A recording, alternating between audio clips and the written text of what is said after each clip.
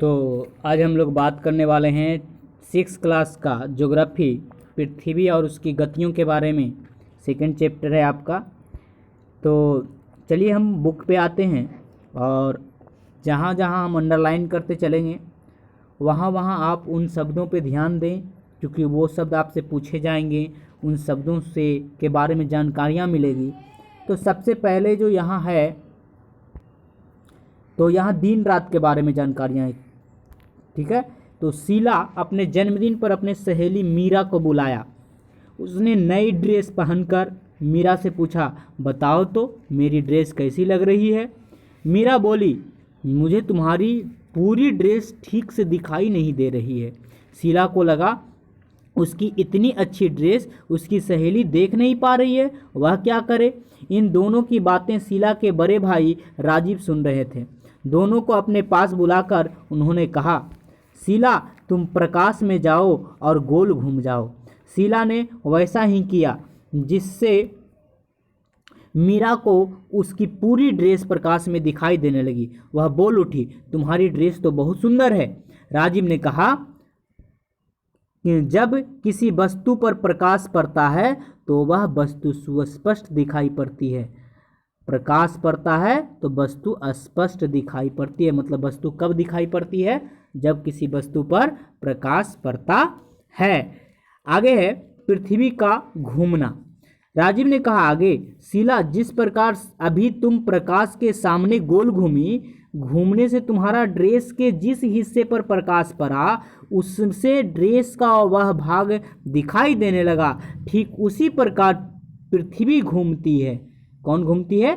पृथ्वी घूमती है। और जिस हिस्से पर सूर्य का प्रकाश पड़ता है, किसका प्रकाश?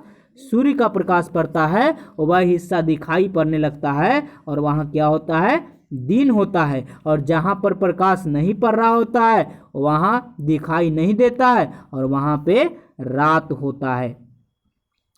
आगे है, पृथ्वी को इस तरह एक चक्कर पूरा करने में, एक बार घूमने में कितना समय लगता है? 24 घंटे का समय लगता है। पृथ्वी के इस गति को घूर्णन गति कहते हैं, या इसी को हम दैनिक गति कहते हैं। अर्थात पृथ्वी जब घूमती है तो उसे हम घूर्णन गति या दैनिक गति, मतलब जिसके कारण दिन रात होता है, दैनिक गति कहते हैं। इस गति के कारण दिन रात होता है। तो आपसे पूछा जाएगा कि दिन रात किस गति के कारण होता है? तो घूर्णन गति के कारण, या इसी गति को क्या कहते हैं? घूर्णन गति को क्या कहते हैं? तो दैनिक गति कहते हैं। राजीव उठा और अलमारी के ऊपर रखे ग्लोब को लेकर आया।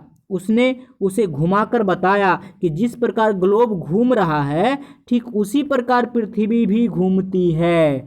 उन्होंने उत्तरी एवं दक्षिणी ध्रुव, उत्तरी जैसे क्या होता है कि एक गोलाकार पृथ्वी है ना, ग्लोब जो होता है इस टाइप का, ठीक है, ये क्या है? ग्लोब होता है। तो इसका ऊपर वाला हिस्सा उत्तरी ध्रुव कहलाता है और नीचे वाला हिस्सा क्या कहलाता है? दक्षिणी ध्रुव कहलाता है। तो दक्षिणी ध्रुव को ग्लोब, मतलब कौन कौन सा ध्रुव होता है पृथ्वी के पास? उत्तरी ध्रुव और दक्षिणी ध्रुव। और इसको कहाँ देख रहे थे? ग्लोब को। ग्लोब किससे कहते हैं? तो पृथ्वी के नमूने को ग्लोब कहते हैं, दिखाई पड़ता है। बताया कि उत्तरी ध्रुव को दक्षिणी ध्रुव से मिलाने वाली काल्पनिक रेखा को अक्ष कहते हैं। अक्ष किसे कहते हैं? उत्तरी ध्रुव से दक्षिणी ध्रुव को मिलाने वाली रेखा को क्या कहते हैं? अक्ष कहते हैं।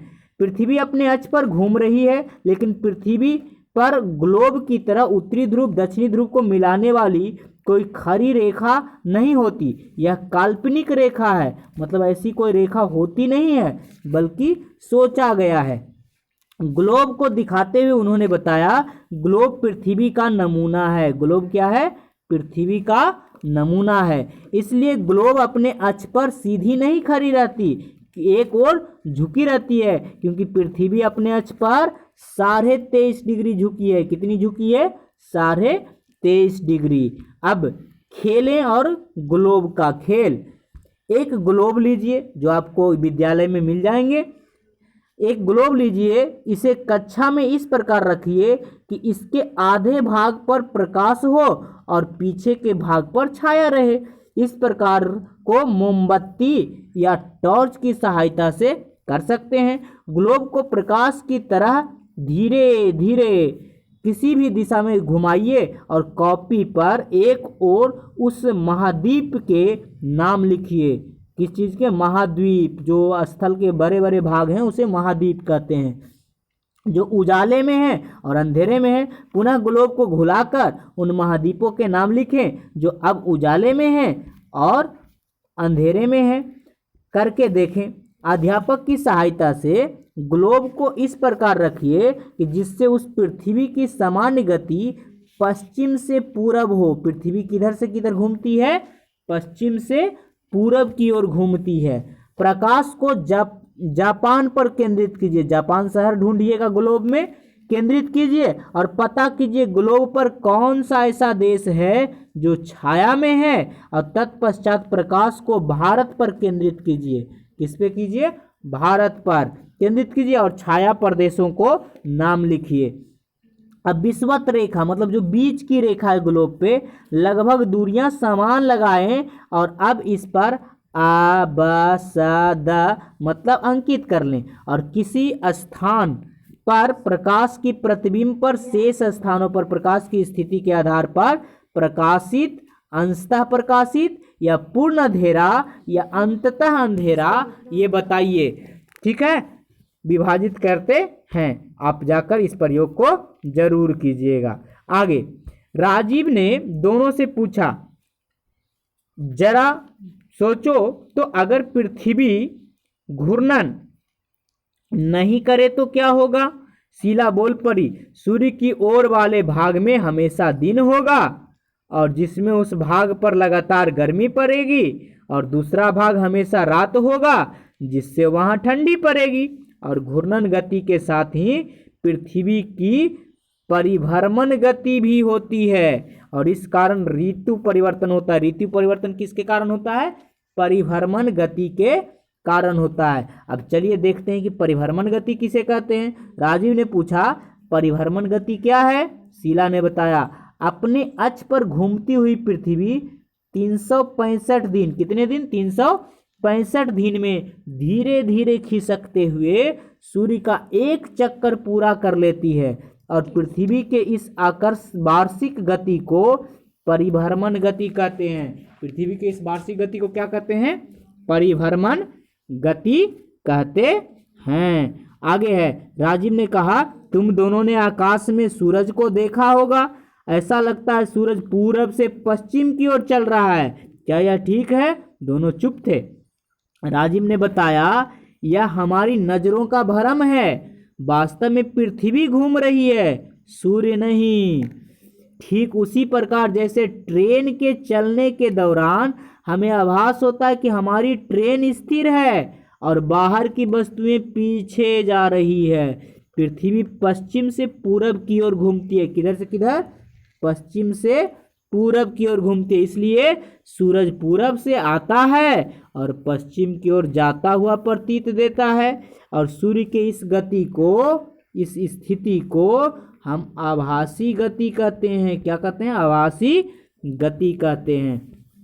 उन्होंने चित्र दिखाकर पूछा, कौन सा चित्र पृथ्वी की सूर्य के चारों ओर परिक्रमण को दर्शाता है? मीरा बोली, भैया इन ही गतियों के कारण मौसम एवं ऋतु भी बदलते हैं। राजीव ने हंसते हुए कहा, बिल्कुल ठीक समझ रही हो। जब पृथ्वी सूर्य के चारों ओर घूमती है तो एक बार इसका झुकाव सूर्य की ओर, तो आधी परिक्रमा के बाद तीसरी बार इसका झुकाव सूर्य के विपरीत ओर, और चौथी बार स्थिति झुकाव ना तो सूर्य की ओर और ना ही विपरीत ओर होती है, जो कि आपको यहाँ फिगर में देखा जा सकता है। अब यहाँ पे देखिए, जैसे 21 जून को शीत ऋतु होता है, किसमें? तो दक्षिणी गोलार्ध में। पृथ्वी के निचले हिस्से को दक्षिणी गोलार्ध कहते हैं और ऊपरी हिस्से को क्या कहते हैं? उत्तरी गोलार्ध। तो उत्तरी गोलार्ध में क्या होता है? 21 जून को गर्मी पड़ता है और दक्षिणी गोलार्ध में क्या होता है? शीत, ठंडक पड़ता है। दक्षिणी गोलार्ध में रात बड़ी होती है और उत्तरी गोलार्ध में दिन बड़ी होती है। तो दिन बड़ा होगा तो सूरज के गर्मी ज़्यादा मिलेगा, तो उससे क्या होगा? उसमें इसी कारण उधर गर्मी पड़ती है। फिर पृथ्वी परिक्रमा करता है घूमते घूमते और पहुंचता है 23 सितंबर को। तो 23 सितंबर को क्या आता है, उत्तरी गोलार्ध में शरद ऋतु होता है और दक्षिणी गोलार्ध में बसंत ऋतु होता है 23 सितंबर को। अब विषुवत वृत्त मतलब जो पृथ्वी को बीच से बांटती है उसे हम विषुवत वृत्त कहते हैं। आगे है कि 22 दिसंबर तो दक्षिणी गोलार्ध में गर्मी पड़ने लगता है और उत्तरी गोलार्ध में ठंडक हो जाता है। वहीं 21 मार्च को दक्षिणी गोलार्ध में शरद ऋतु होती है और उत्तरी गोलार्ध में बसंत होता है। इस हिसाब से हम क्या कह सकते हैं कि परिक्रमण गति के कारण क्या होता है, मौसम बदलते हैं। आगे, जब सूर्य की ओर झुकी हुई हो, जब पृथ्वी सूर्य की ओर झुकी हुई हो तो उसे देखकर बताओ कि पृथ्वी का कौन सा गोलार्ध सूर्य के सामने है। यह कहकर राजीव ने चित्र आगे दिखाया, अभी अभी हमने आपको बताया। दोनों उस चित्र को गौर से देखने लगे। मीरा ने कहा, भैया चित्र के अनुसार 21 जून को पृथ्वी उत्तरी गोलार्ध सूर्य के सामने है तथा उस समय सूर्य की सीधी किरणें कर्क रेखा पर पड़ती है। कर्क रेखा उत्तरी गोलार्ध में स्थित है, इसलिए उत्तरी गोलार्ध में प्रकाश उस वक्त ज़्यादा पड़ती है। दिन लंबे होते हैं और रातें छोटी हो जाती है। शाबाश। राजीव ने मीरा की पीठ ठोकी और कहा, हमारे देश इसी गोलार्ध में है। मतलब हमारा देश किस गोलार्ध में है, उत्तरी गोलार्ध में। हाँ, सही कर रही है। उत्तरी ध्रुव पर सूर्य का प्रकाश लगातार 6 महीने पड़ता है, जिससे वहाँ 6 महीने लगातार दिन और ठीक उस समय दक्षिणी ध्रुव पर अंधेरा रहता है। यही कारण है ध्रुवों पर लगातार 6 महीने का रात और 6 महीने का दिन होता है। कहाँ, ध्रुवों पर। आगे जून और दिसंबर की स्थिति की बात कर लेते हैं। तो मीरा बोली, भैया तब तक तो पृथ्वी की घूर्णन के कारण ही दिन और रात होते हैं और परिभ्रमण के कारण मौसम भी बदलते हैं। राजीव बोला, बिल्कुल ठीक, लेकिन दूसरा कारण पृथ्वी का झुकाव भी है। इसे चित्र में आप देख चुके हैं। 21 जून को पृथ्वी के सूर्य की ओर झुके होने के कारण इस समय सूर्य की स्थिति किरण विषुवत रेखा पर, किस पर, विषुवत रेखा से कुछ उत्तर में कर्क रेखा पर सीधी पड़ती है 21 जून को, जिसके कारण दिन की अवधि लंबी और सूर्य की ताप अधिक होता है। फलतः इस उत्तरी गोलार्ध में क्या पड़ता है, गर्मी पड़ता है। और हमारा देश उत्तरी गोलार्ध में है, इसलिए यहाँ जून में खूब गर्मी पड़ती है। और इस समय दक्षिणी गोलार्ध में सूर्य की किरणें तिरछे होती है, इसलिए सूर्य का ताप कम होता है और वहाँ जाड़े का मौसम होता है। शीला बोली, क्या सूर्य की स्थिति हर वक्त बदलती रहती है। राजीव ने कहा, नहीं, सूर्य स्थिर होता है। सूर्य कैसा होता है, स्थिर होता है। कारण उसकी स्थिति तो हर वक्त एक ही सी होती है। पृथ्वी की स्थिति बदलती रहती है। किसकी स्थिति बदलती है, पृथ्वी की। 22 दिसंबर और 21 जून, 22 दिसंबर 21 जून, 6 माह बाद सूर्य पृथ्वी की आधी परिक्रमा करने के बाद सूर्य के दूसरी ओर पहुंच जाता है और इस समय पृथ्वी का झुकाव सूर्य के विपरीत दिशा में होता है।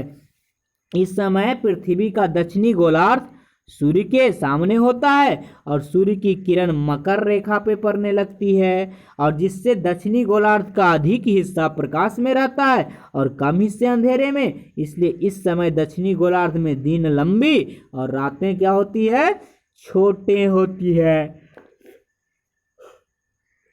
इस गोलार्ध में अधिक तापमान होने के कारण गर्मी ऋतु होती है और इसके विपरीत उत्तरी गोलार्ध में सूर्य की किरणें तिरछी पड़ती है, इसलिए वहाँ ठंडक ऋतु होती है। और दिसंबर में जाड़े की ऋतु होती है। अपने देश में दिसंबर में अधिक ठंड क्यों पड़ती है, क्योंकि हम लोग उत्तरी गोलार्ध में हैं। ठीक है। आगे सितंबर और मार्च की स्थिति आपको वही फिगर ध्यान में रखना है ना। मीरा ने पूछा, भैया फिर तो इस गति के कारण हर वक्त पृथ्वी की स्थिति बदलती रहती होगी। राजीव ने कहा, हाँ, अब तुम प्रत्येक 3 महीने की स्थिति को समझ सकती हो। 21 मार्च 23 सितंबर की स्थिति, इस दिन पृथ्वी का झुकाव न तो सूर्य की ओर और न ही उसके विपरीत होता है। इस दिन सूर्य का प्रकाश सभी अक्षांश रेखाओं को 2 बराबर भागों में काटता है। इसीलिए इस दिन और रात क्या होती है, बराबर होती है। दिन रात की अवधि कब बराबर होती है, 21 मार्च और 23 सितंबर। ये तिथियां क्या कहलाती है, समदिवा रात्रि कहलाती है। क्या कहलाती है, समदिवा रात्रि कही जाती है। इस समय पृथ्वी के बीचों बीच अर्थात विषुवत रेखा पर सूर्य की किरणें सीधी पड़ती है और यहाँ इन दोनों महीनों में अधिक गर्मी पड़ता है और उत्तरी एवं दक्षिणी गोलार्ध में न तो अधिक गर्मी होती है और न ही अधिक सर्दी। और इन तिथियों पर हमारे देश में क्रमशः बसंत और कौन सा ऋतु, शिशिर ऋतु होती है। राजीव ने शीला और मीरा से पूछा, अब तो तुम दोनों जान गई 21 जून को सूर्य कर्क रेखा पर सीधा चमकता है और इसी समय उत्तरी गोलार्ध में दिन बड़ा और रात छोटी होने से उसका आसपास के क्षेत्र में इस समय गर्मी की ऋतु होती है। राजीव ने बच्चों को चित्र दिखाकर और बताया कि सुबह के समय जब सूर्य उदय होता है तो पृथ्वी पर इसकी किरणें तिरछी पड़ती है और इस समय सूर्य की किरणें पृथ्वी के बड़े हिस्से पर फैल जाती है, जिस कारण से धूप हल्की होती है, गर्मी भी नहीं होती और इस समय बनने वाली परछाई लंबी होती है। जैसे जैसे दोपहर होता है आकाश में सूर्य ऊपर नजर आने लगता है और सूर्य की किरणें पृथ्वी पर सीधी होती है तथा परछाइयाँ भी छोटी हो जाती है और इस समय अधिक गर्मी और प्रकाश मिलता है। यही कारण है कि दोपहर के समय गर्मी क्या होती है, अधिक लगती है। शाम को सूर्य के किरण तिरछी हो जाती है और बड़े हिस्से में फैल जाती है, जिससे इस समय कम गर्मी होती है। रात में सूर्य का प्रकाश नहीं मिलता, जिससे रात में क्या होता है, ठंडक हो जाता है। अब पृथ्वी की गोलाकार सतह के बारे में बात कर लेते हैं। तो कहते हैं राजीव, पृथ्वी कैसा है, गोलाकार सतह है जो दिखाया गया है। बताओ अगर इस सूर्य की किरणें पड़ेगी तो किरण कहाँ सीधी एवं कहाँ तिरछी पड़ेगी, तो सीधी विषुवत रेखा पे पड़ रही है, तिरछी कहाँ कहाँ पड़ रही है, उत्तरी गोलार्ध और दक्षिणी गोलार्ध में। दोनों सहेलियां सोच में पड़ गई। मीरा बोली, भैया हमारी पृथ्वी के गोलाकार होने से इसके सभी भाग पर सूर्य की किरण सीधी नहीं पड़ेगी। राजीव बोला, बिल्कुल सही। यदि हम उत्तर और दक्षिण 2 बराबर हिस्सों में बांटते हैं तो बीच के हिस्से में सूर्य की किरणें लगभग हमेशा सीधी पड़ेगी। यहाँ सालों भर गर्मी पड़ेगी और इस क्षेत्र को क्या कहते हैं, उष्ण कटिबंध की पेटी कहते हैं। जो बीच वाला क्षेत्र है इसे उष्ण कटिबंधीय क्षेत्र कहते हैं। जैसे जैसे हम इसके उत्तर या दक्षिण में जाते हैं तो क्या होता है, सूर्य की किरणें तिरछी होती है और एक बड़े हिस्से में फैल जाती है और इस कारण से उष्णकटिबंधीय क्षेत्र की अपेक्षा यहाँ कम गर्मी पड़ता है, जिस कारण से इसे हम क्या बोलते हैं, शीतोष्ण कटिबंध की पेटी कहते हैं। और ध्रुवों के निकट सूर्य की किरणें अत्यधिक तिरछी पड़ती है। यही कारण है कि 6 महीने का दिन होता है और 6 महीने का रात होता है। धरातल एवं वातावरण को गर्मी नहीं कर पाती और अतः यहाँ वर्ष भर बर्फ जमी रहती है और इस क्षेत्र को क्या कहते हैं, शीत कटिबंध की पेटी कहते हैं। शीला बोल पड़ी, भैया पृथ्वी के झुकाव तथा अक्षीय एवं वार्षिक गति के प्रभाव में ही तो मौसम बदलते हैं। राजीव ने कहा, हाँ यह सब इन्हीं कारणों से होता है। मीरा ने शीला से कहा, शीला सचमुच आज पृथ्वी और उनकी गतियों के बारे में भैया ने ढेर सारी बातें बताई। यही तो तुम्हारे जन्मदिन का असली उपहार है। राजीव ने कहा और उन्हें मिठाई दी। दोनों खुशी खुशी मिठाई खाने लगे। अब हम लोग कुछ ऑब्जेक्टिव पे आते हैं। क्या था दोस्तों, कहता है समदिवा रात्रि कब मनाई जाती है, तो कब मनाई जाती है, 21 मार्च और 23 सितंबर। सबसे बड़ा दिन हम लोग के यहाँ 21 जून होता है। पृथ्वी अपने अक्ष पर कितना झुका हुआ है? 23.5 डिग्री। शीतोष्ण कटिबंध में क्या होता है? तो शीतोष्ण में अधिक न ठंड पड़ती है और न ही कम गर्मी पड़ती है। जहाँ सालों भर गर्मी पड़ती है उसे कौन सा कटिबंध कहते हैं? उष्ण कटिबंध। पृथ्वी का आकार चंद्रमा से क्या है? बड़ी है। चांद पर पहुंचने वाला पहला व्यक्ति कौन था? Neil Armstrong. उत्तरी ध्रुव से दक्षिणी ध्रुव को मिलाने वाली रेखा को क्या कहते हैं? अक्ष कहते हैं। पृथ्वी की कौन सी गति के कारण होती है? तो घूर्णन गति, या इसी को कौन सी गति कहते हैं? इसको कहते हैं हम लोग दैनिक गति।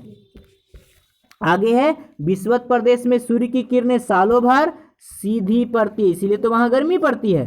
पृथ्वी पश्चिम से पूरब की ओर घूमती है ना। ध्रुवों पर 6 महीने लगातार क्या होता है? दिन रात होता है काहे होता है? प्रश्नों के उत्तर दें। तो ध्रुवों पर 6 महीने का, चूंकि वहां पे क्या होता है? पृथ्वी झुकी हुई है, इस कारण से वहां 6 महीने दिन और 6 महीने रात होता है। दैनिक गति वार्षिक गति में क्या अंतर है? दैनिक गति से दिन रात बदलती है और वार्षिक गति से क्या होता है? साल बदलता है।